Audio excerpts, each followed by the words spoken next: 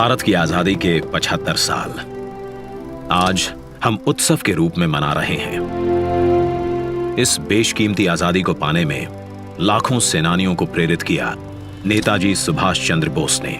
क्या अमीर, क्या गरीब, हर भारतीय के दिल में नेताजी ने ऐसी आग प्रज्वलित की जिसने न केवल भारत को स्वतंत्र किया बल्कि ब्रिटिश साम्राज्य की नींव को ध्वस्त कर दिया। नेताजी ने आजाद हिंद फौज को दुनिया की सबसे शक्तिशाली फौज से लड़ने का साहस दिया।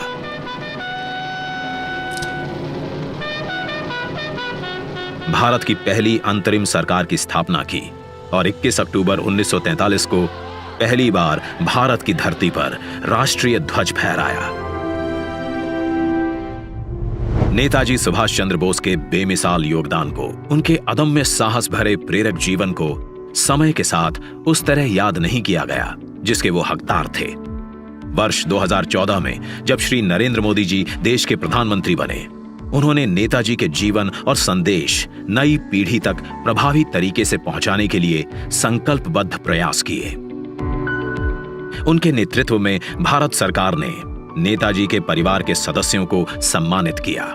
नेताजी के अंडमान निकोबार की ऐतिहासिक यात्रा के 75 वर्ष पूरे होने के उपलक्ष्य में अंडमान स्थित हैवलॉक द्वीप को स्वराज, नील द्वीप को शहीद और रॉस द्वीप को नेताजी सुभाष चंद्र बोस द्वीप का नाम दिया। लाल किले में नेताजी को समर्पित संग्रहालय और कोलकाता के विक्टोरिया मेमोरियल में बिप्लोबी भारत गैलरी बनाई। नेताजी के शौर्य और पराक्रम भरी जीवन गाथा से जन जन को जोड़ने के लिए उनके जन्म दिवस 23 जनवरी को पराक्रम दिवस के रूप में मनाने का निर्णय लिया। इसी कड़ी में नेताजी की 125वीं जयंती पर प्रधानमंत्री श्री नरेंद्र मोदी द्वारा इंडिया गेट पर नेताजी के होलोग्राम प्रतिमा की स्थापना की गई।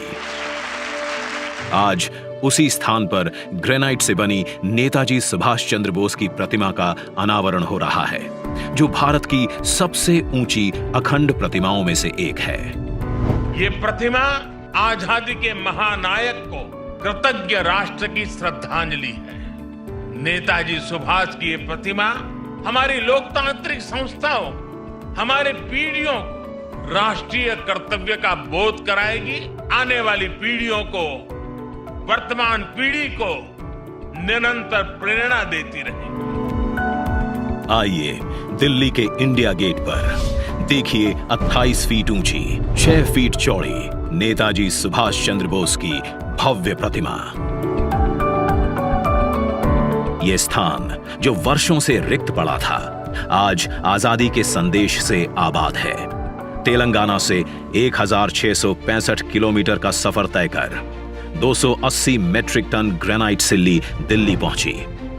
इसे लाना भी एक चुनौती थी, जिसके लिए 140 पहियों वाली 100 फीट लंबी गाड़ी बनाई गई। प्रख्यात मूर्तिकार श्री अरुण योगीराज ने इसे आकार दिया। शिल्पकारों की टीम ने इसे 26,000 घंटों तक अपने श्रम से सींचा।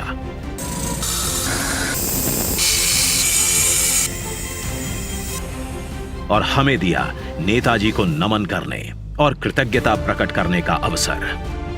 देश के लिए जीने मरने की हमेशा प्रेरणा देती रहेगी ये प्रतिमा।